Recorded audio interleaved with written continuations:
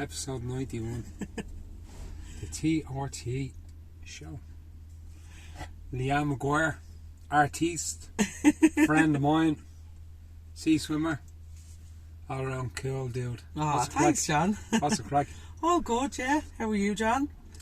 So, before I start, Leanne just made me, so we went over to the coffee place over there, Ventura Coffee in Portmarnock, Savage Spot.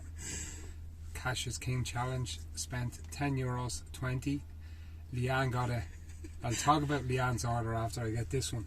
So I got an Americano, and I got the almond croissant. I don't know if you've ever got one of them, but they're lovely. There's eating and drinking. I couldn't. I was like a bulimic over here eating the thing. But Leanne made me order, and I think she's doing it on purpose to freak me out. A fucking oat cappuccino. Who the fuck drinks an oat cappuccino? If you ever want to anger John, just ask him to do that. He goes absolutely mad. All these posh cunts out in Portmarnock, oat fucking cappuccino. They're lovely. I'm not fucking ordering that. Now, do you ever see the ingredients that's in oat milk? No, never. So look at the side of fucking the next milk carton you look at, it says milk. Milk. That's all it says. One fucking thing. Raw milk is better. Non-homogenized, way better for you. Insulin dependent, low GI, everything. Raw milk. I like the milk as well, but oat is nice. A nice sweet taste. Do you ever see all the shit that's in it? No. There's fucking about 50 fucking ingredients. Do you ever see anyone fucking milking oats? Anyway. I won't ask again, John. Believe me in you. That's the second time now. Fucking oat. I'm fucking... Anyway. Your man's fucking started texting me after ordering that. Anyway, it's all good. So how are you? I'm great. Not a bother. Really good, John. All is well in life, you know. Yeah. So we're going to talk about you're an artist. Yeah, and it's mad. I remember you introduced me to a friend of yours a while ago, a good few months ago, and you said, this is my friend Leanne, she's an artist, and I kind of recoiled into myself, you know. I was like, oh no, I actually am now, you know. And it's something I suppose I was always good at, like skilled at. I was a skilled drawer, like even as a little girl, you know. But I feel like in the last 4 years or so, like I can access that part of myself that's... I just moved that up. Sorry. Keep talking. That's creative, don't fucking John. worry about me. Fucking shite now, me here moving this fucking thing. Yeah, no, I can access that creative part of me now.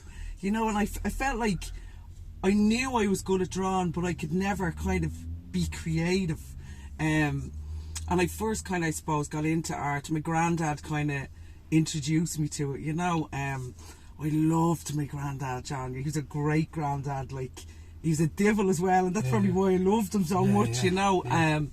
But he loved his grandkids, and I loved everything that he was doing. He was a real like creative gardener. He was an amazing gardener, and he passed that down to my mother as well. She's great as well, and he was a great artist. Not that he ever put himself out there, but I noticed one day, it must have been about 6 or 7, and he was sitting down in his little armchair with his little tweed jacket on, like drawing, you know, with just a biro and a piece of paper. And I seen what he was drawing, and I just couldn't believe my granddad could do that. Savage, like, you know. Savage. And I was fascinated with that. Like, I just thought it was the best thing ever. And I remember he used to sit me on his lap and teach me how to draw. So, savage. Like, he actually taught me, like, even proportions and everything. And I remember it. Yeah. And like, I'd sit in his lap, and he'd put the pencil or whatever he had, a biro, piece of chalk in my hand, and like move it around the page and go, you have to get that distance to that distance. And that's how I learned, you know. And he used to do, like, copy all the caricatures out of the newspaper. That's what he used to do. And like, he used to do gas things at Saddam Hussein and all those things. Like, and he was mad into nature. and wildlife. He loved it, and gorgeous things of birds. I just remember that was the start of it for me. I just remember going, I love this, you know. Yeah. And when I was kind of that age, like from as far back like I can remember 5 to like about 12, I was like painfully shy little thing. Yeah. You know, I was afraid of everything going around, just real shy. But I wasn't then when I got into my teenage years, but like I found this little thing. Yeah. And I remember when I was 9, then Mum obviously noticed it, because Granda was always, anything I drew, Granda made such a huge deal out of it. Deadly. Like, you know, he was just like, look at this. Sounds like a fucking legend. Oh, he was like, you know, he was the best. I was very lucky, you know. And I went into what happened then. I knew I was good then, you know, I was good at something. And my mum put me into after school art classes down when I was about 9. Yeah. And I just remember being so afraid, but also thinking, I'm going to be good at this, you know. I remember all those little things. Yeah. And I always kind of won little things in the class, the best drawn. And Savage. I was just like, wow. Because I don't know what it was. I always kind of felt like a tick. Yes. Do you know that way? Yeah. And Yeah. it was like, I suppose from, and it's not the boo-hoos at all, John, or blame or anything, but like, it's like, when I was little, like I was bullied at that age, 9, 10, 11. Yeah.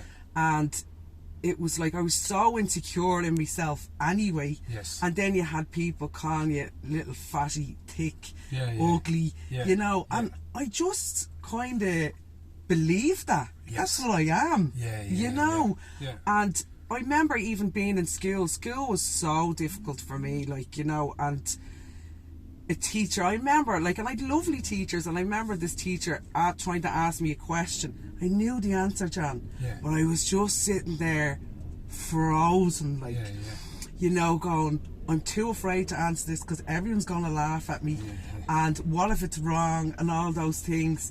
And I remember trying to encourage me and ask me in different ways, and I knew the answer, and everyone was laughing, and I just literally wanted the ground to swallow me up, like, you know. And like, it was kind of like, I remember Mum brought me to see this guy. I can't really remember. It was like some kind of maybe child psychologist or something like that. And when it was one-on-one, I was grand, like, and I was clever and bright. And I remember him going, there's nothing wrong with this child. Yes. But if you put me into a crowd, John, with loads of kids around, I was just like, like, you know, terrified.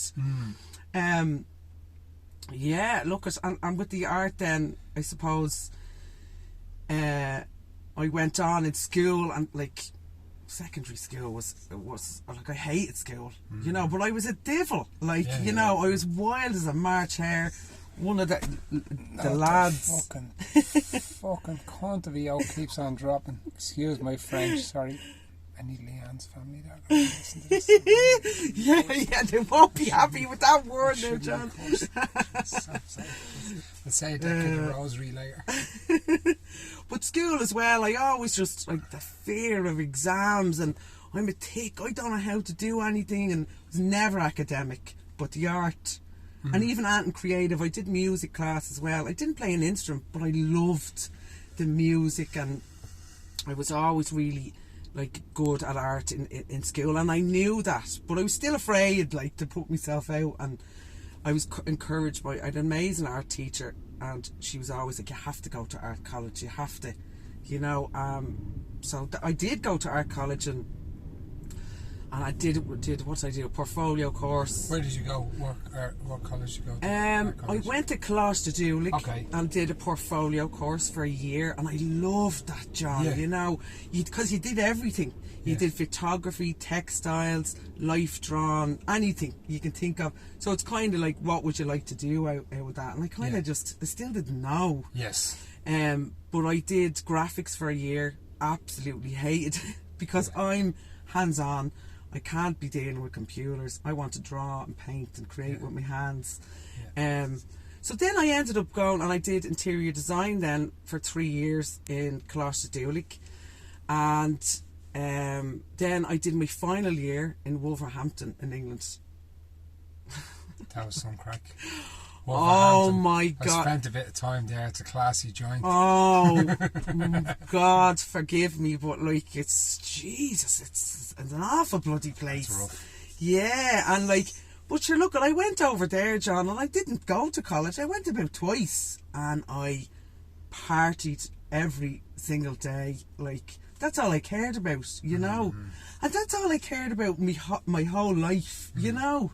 From when I was 15, it was like I couldn't focus on anything. All that was in my head is, what we doing the weekend? Where's the after party? Where's the next party? What are we doing next week? Like, that's literally all I talked about. I couldn't kind of stick at one thing at a time ever. Like, it was just like, but it was that doubt. It was that, I always just hated myself. Like, but you see what you're talking about there, like, just going back a little, like, feeling them insecurities. yeah. Like, I've read from Gabor Mate to Jordan Peterson to all these, and I'm not fucking quoting shit. Yeah. I'm interested. That type of stuff interests me. Yeah. Human behaviours, characteristics, why I do certain things, why people do certain things. So it interests me. But like what you spoke about, so if we look at the time from the kid, painfully insecure, like, but excelled at art, loved nature, like, and then when it came to teenage years and pre-adolescent years, it's like party. It's like, wow, I'm after discovering something that temporarily takes away this mortification and feeling of insecurity. Yeah. And it's like, sound. Yeah. I'm going to be a full-time mad bastard. Oh, 100%. It was like, now I have confidence. Now I know what I should be doing. Partying. You know what I mean? And I was like that till I was 39, John. You know? Yeah. No, but sure. We learn from these things. Oh, we certainly do. Like, we really do. Like, and it was always a case of, I knew in me, like, what I love to do, the art, and but I just couldn't figure out a way. It was like I always looked at the bigger picture and just went, how am I going to get there? You know, but it's like I've learned, I suppose, in the last 4 years of working on myself, that it's just baby steps, like little things. Like, even I'm doing a course at the moment, like an online course, which was a bad idea for me because I need to be accountable to someone, John. You know, and I'm just doing this thing on my own, but no one to go, you need to have that handed up on Friday. So it's like, I looked at that and went, no, I'm not doing it. I'm not doing it. 6 assignments, like. But now, my friend Jenny, she's real academic, like, and she's like, Leanne, listen now, just one question at a time. Just do this question. So that's what I've been doing, and I'm like, oh, I nearly have an assignment done now because I've just done one question a day. So that's the way I have to do everything, John, you know, and that's okay. Like, It's such a shame, and this podcast, I'm not like, oh, the system and fuck the system and poor me and somebody should have said something, or just taking you for instance. It's such a shame in life that at 18 years of age we present people with, okay, you have to do something now for the next 4 years, which is going to decide the rest of your life. And you're going to count on these things, and then you're going to retire, and then you're going to die 5 years later. It's such a load of bollocks. Yeah. It's such a load of bollocks. And that's what I believe, John. I always believed, like, you know, I'll be happy and content if, you know, I get a fella with loads of money. Maybe that'll make me happy. Or, like, you know, I lose loads of weight, or I... Do you know, once I thought, like, if people look at me and think I'm doing all right, that's grand, then I'm all right. And I was never all right. I was always lost. I remember, you know, overhearing something my lovely grandmother said, and she's like a lost soul going around. And I was so hurt, but I was. You know, I was always like that. And as the years went on, I was just getting more and more lost. and like kind of wanted to go and get help, but then I just kind of stop and go, I'm grand now, like, you know, I'll change my friends, I'll change my situation, whatever it is, and nothing worked until I got to a point like where I was just like, I don't want help, I'm gonna have to go and get help now. You know, I'm absolutely fucked, like, you know. And it wasn't anything else. It wasn't like, I knew it wasn't a drink, it wasn't anything else. I knew it was me, like, and I've never kind of felt like that before. And like, humbling yourself to ask for help is horrible, because I was like, what are people gonna think? And like, all that nonsense, I'm such a loser, I can't believe I have to go for help. But it was the best thing I ever did. And I haven't drank in 3.5 years now. That's savage. Do you know what I mean? I can't literally believe that. Like, you know, and it's a sober life for me, John. Like, the last, say, 3.5 years have probably, they're definitely been the best years of my life. Like, my 40s are the best years. And I just always thought, like, I'm 30 now, my life is over. You know? And now I'm 43 now, and I'm just like, and I literally love my life. Like, savage. I love it. Savage. Yeah, I know. Savage. Yeah. But you see, going back, like, to, again, and I'm not fucking, we're just talking about what you were talking about. Yeah. It's, and when I hear that word, I'm spiritual, I'm like, fuck off. When I hear people like, I'm spiritual, fuck off. Yeah, I just know. Fuck off. And when you get there, keep fucking off. But it's like what you were speaking about there is like that being lost, or your grandmother describing you as a lost soul. There's tons of people listening to this, and I myself are going to identify with that. And it's like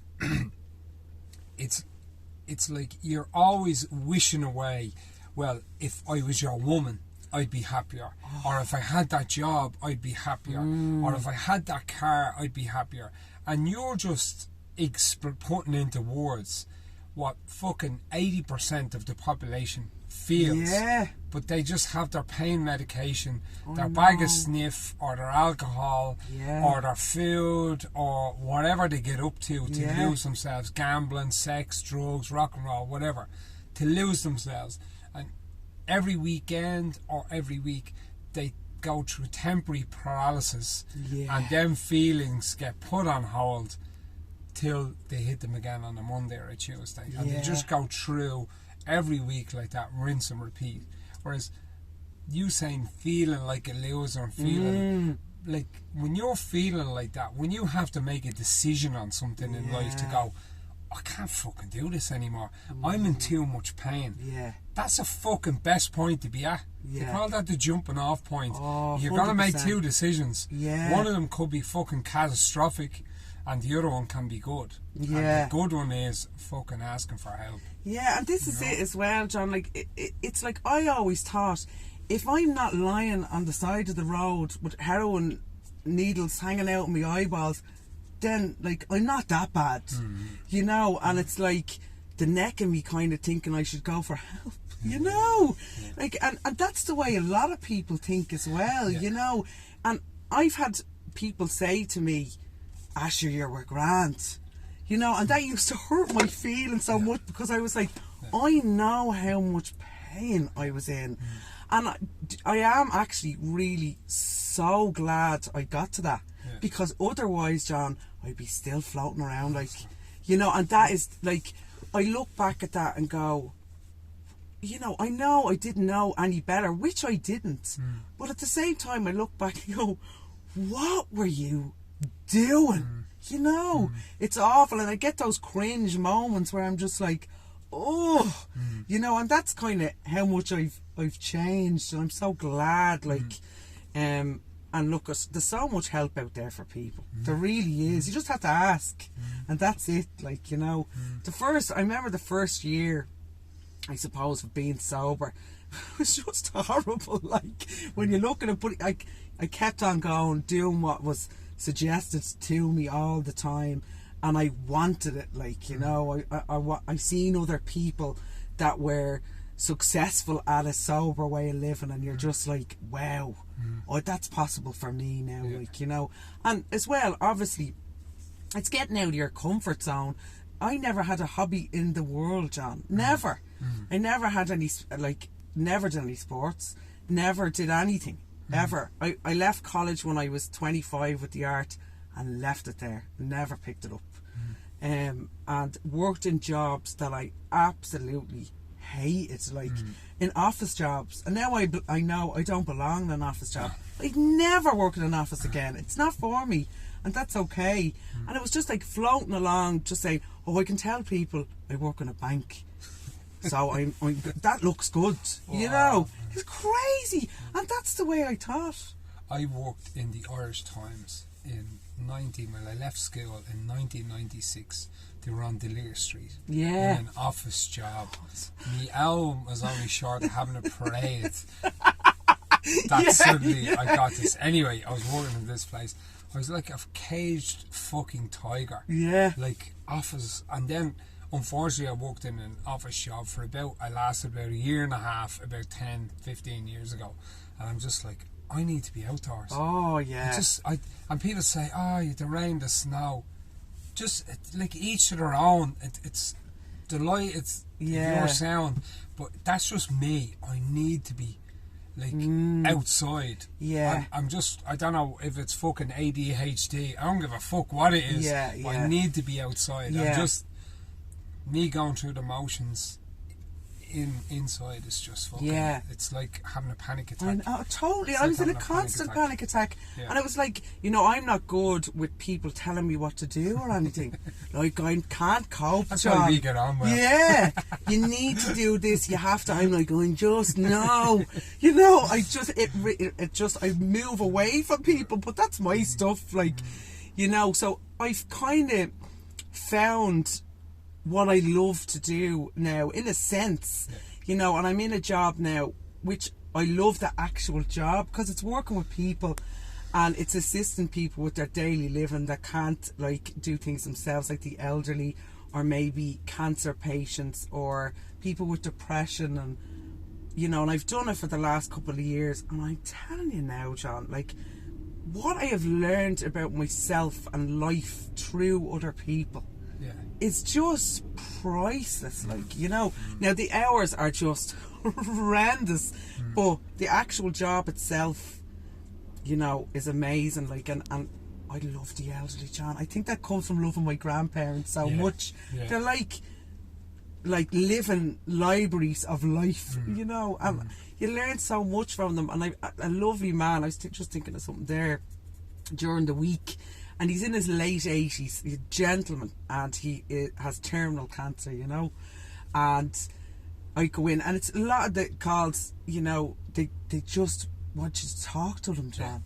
You know, and I love talking to them. I love giving them that space, and I love hearing about their stories and their lives. It's so interesting to me. And I was potting around anyway, and he just comes out with this stuff sometimes, and he said, do you know, Leanne, I'm not afraid to die. And I was like, oh, okay, and why is that, do you think? And he's just like, you know, I think I'm going somewhere nice for one, and I've had a really full, great life. Savage. You know. Savage. And the quivery lip was starting to go, you know, and he was just like, I've loved what he said was, I've amazing memories, and I was a devil when I was a young fella, like, you know, and I love that. You have to be a devil, you know. Yeah. So it's like I found kind of what I should be doing, in a sense. So it's like, for me now, it's just like, right, I'll try this, I'm going to do this course now and try something else, you know. So it's lovely to have finally found something that I love to do, like, you know, and keep that balance with all the gorgeous things that I found in the last few years, like obviously the sea swimming, and I love the gym. Like, savage. I can't believe I go to the gym, but you know, like my friends used to slag me. My nickname is Mags, you know, and growing up in Portmarnock, my friend Kira used to slag the shit out of me, call me Sporty Mags, because I did nothing. But now it's like, I love the gym, I do weights at the gym, and I have a personal trainer because yet again I have to be accountable to someone, and we've a buzz, like we've such a laugh, and he's taught me so much about food, and I never punish myself anymore. I used to torment myself, my weight and my food and all that stuff, and now I'm just like whatever, you know. And it's like I eat healthy and I indulge as well, but it's like, you know, I want to be healthy, I want to be fit, I want to feel strong. What life is about. Yeah. And I think for older, once you go above 40, speaking about myself, and you're above 40, less cardio and more weights is the way forward. You need to be lifting weights. Like cardio doesn't do anything when you start going towards 40, but weights do everything. They're so good. So you need to lift weights. But like that, what you spoke about like I eat like 20% shy, 80% healthy, and it's like the way I live my life, and I know the way you live your life, you pursue things that make you feel content. So why would you want to be wrapped around the Domino's every day? Once every now and again. I don't eat it myself. No, it's the way. A pizza or something like that, a nice pizza every now and again. But I like feeling good. This is it. I like fucking drinking a can of Coke every now and again, or there's nothing like a cold can of Coke and a nice fucking pizza. Nothing beats it. Leah has about 20 cans of Coke a day.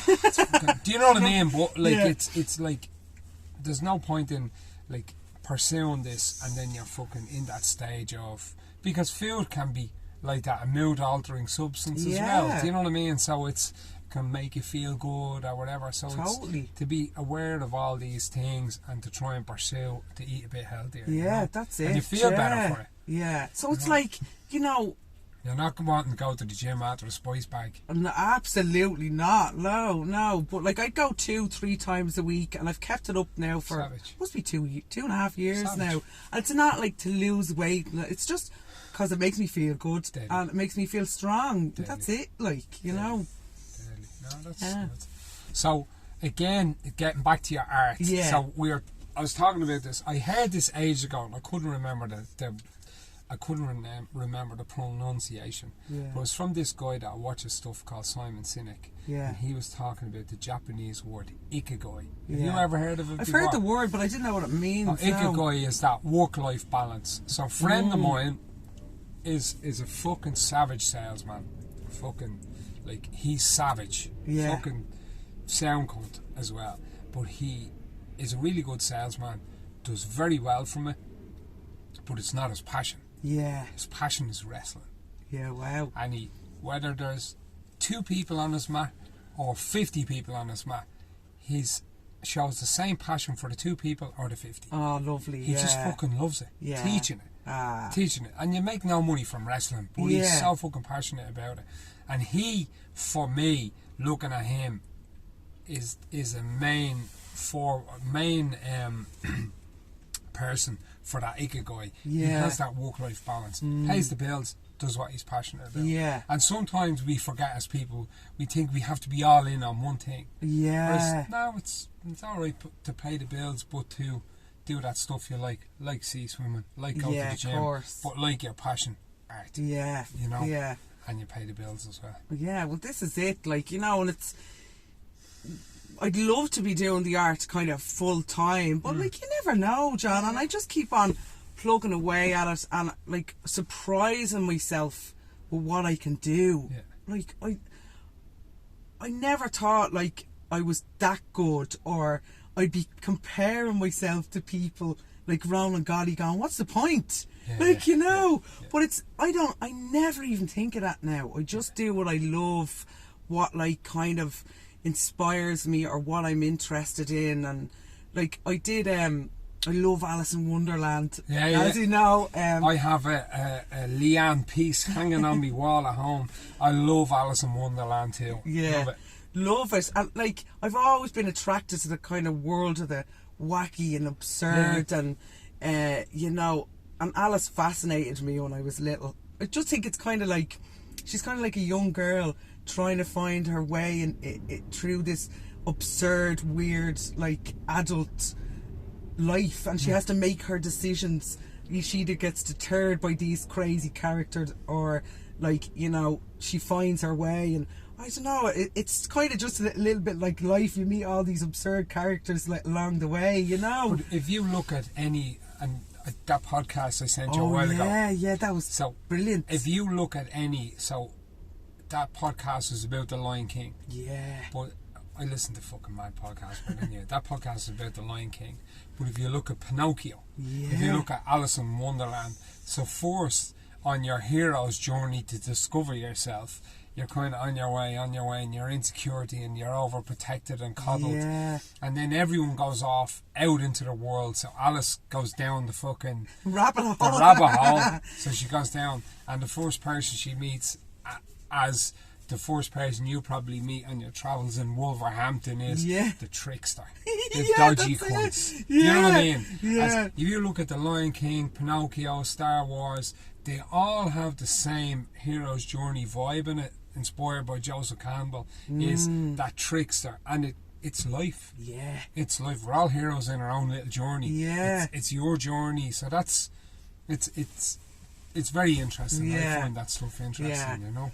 And it's just like, I've never kind of put myself out there like for people to purchase things until now, you know. And it's like, that was real. Like, I was so insecure about that at first, but now it's just like, nah, whatever. Like, this is my kind of, I believe we're all given gifts. We are, like, we're all gifted at something or other, and you have to, well, I want to use my gift now, like, and stuff. But even like a lovely lady I met a while ago, through Fran, actually, it was Fran's niece, lovely woman, and she, Fran said, Leanne's an artist, and went on to my kind of Instagram art page, and straight away she contacted me. She said, I want that one. Like, there's nothing like that for me, John. Like, I don't think I'll ever not be amazed and so grateful. It's a really emotional thing. It's, you want to buy something of mine and put it in your house. Like, I'd be so chuffed. And it was so nice to go to her home and bring it to her, and she's like, I just loved it. Like, I felt like I wanted to buy something nice for myself, and I was like, oh, I love that. Like, you know. And she hung it up and sent me a picture, and I was be like, wow, you know, can't believe I get to do that. Like, you know, your art is amazing. Oh, and thanks, there's a piece John. hanging in my front room. When it goes in the front room, it's serious. Yeah, it's hanging in our front room. Your art is amazing. Thank you. I've always been drawn towards artists. Yeah, like, because we're weirdos. Well, not here. I'm just like, I remember I got invited to a party in America, and there was all these fucking, like, I call them bean counters. I'm not a bean counter. Fucking sound. If you're a bean counter, sound. You want to be around other bean counters. Yeah. And I remember saying to Yvonne, one time it happened to me only. I was like, I'm having a fucking panic attack. I have to get out of here with the fucking boredom and monotony. Yeah. I can't fucking, and I can talk to anyone. I can talk to anyone. I said, and I wasn't feeling insecure or anything like that. It's just, I cannot be around these cunts the way I'm feeling. I'm just like, what the fuck? Oh, I know, John. This materialism buzz. Sound, knock yourselves out. I'm not into that. I'd rather be walking around in that forest than be Toblerone. I just, each to their own. But I get that. Yeah. I look like David Patrick Farrell said to me the other night, he goes, I didn't know fucking Leanne was an artist. I says, because he's a poet, as you know. He writes great poetry. He's amazing. He's savage, but like, we have Jay as a comedian, Will as a comedian, all these people. Like, I love people that create things. Even doing this is spoken word. It's creating stuff. And I'm always drawn to them types of people. Like, whether they're martial artists or, it's like I'm always interested in what they have to do. Whereas bean counters are 10 a penny. You know, that's like, and people will look at what I do and go, oh, fucking train monkey do that, and they're probably right, but it's just like, tell me what you're fucking passionate about. Show me a bit of fucking spark somewhere. That's it. Do you know what I mean? Yeah. And I'd hate to create kids And I'm so grateful. My parents were fucking mad and I loved them so much. But I'm so grateful how they brought us up. They never got us into that. Like, my mum was happy and all, but my dad would always be, son, like, fuck all that shit. Oh, Do what you're happy. Yeah. Like, travel. They always, like, push travel on us. And Yeah. instead of this, you're going to get a degree and then you're going to fucking sell your soul to the devil and then you're going to buy all this shit that you can't afford to impress cunts you hate. I was just like, absolutely. No. Don't do that to your kids. No. Don't do that to your kids. No, it's awful. And even with the art, John, some people, like, I'd sell my few bits and I don't charge colossal things. I don't want to. Yeah. You know, that kind of way. And I've had people say to me, oh, you need to value that, you need to charge more. And I was like, well, like, I don't want to. Yeah. Do you know what I mean? I'm just so delighted that someone wants something a part of me, because that's what art is. Like, and I look at some of my kind of body of work over the last 4 years, and it's like I really feel parts of myself in it. Like, and there's a sadness, there's a vulnerability, there's a happiness, there's a strength. Do you know, that kind of way? And it's like when people say something like that to me, I feel a real strength or something from that. I'm like, oh my God. Do you know? It just lights me up.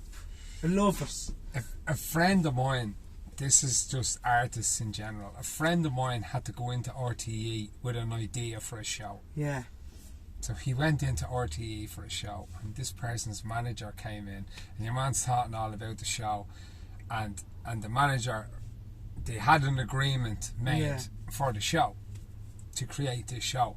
And then the guy's manager rang a couple of days later, this is the problem with artists. Yeah. And the guy's manager says, well, this person said he'd do it for X, Y and Z. He just wants to create art. He knows fuck all about money and charging. Yeah. Don't fucking mind what he says. You're dealing with me now, and I'm gonna fucking charge us what he's fucking worth. Yeah. Not what you think, because he's a creative guy and he doesn't give a fuck about money. Whereas that's my job. I do. So artists need to charge more. You need to charge for your body of work. It's what you do. Yeah. It's what you do. I'm not fucking giving it away for nothing. No, but I don't give it away for nothing. But I mean, like, necking me charging thousands. Like, I wouldn't do that. It's not. I don't know. But yeah, look, I love when someone asks me for a piece of my stuff. It's just the best feeling ever. Like, you know. Savage. Yeah. Savage. It is. Your stuff is really good, you know. Thanks, John. It is. It's very good. And your Uncle Jimmy as well. He's very creative. Yes, he is. It's all the fucking... All your family are all little creative. Yeah, we are. Yeah. Savage stuff. So, Leanne, we'll wrap her up at that. Yeah. So please give Leanne a follow on her art page. Check out her art stuff. Really creative. It's amazing. I'm her mate, I'm going to say that anyway, but it is really good. It's really good stuff. Thanks, John. No worry. And please like, share, subscribe, leave a comment below, and Leanne, press that button. Yep. Yep.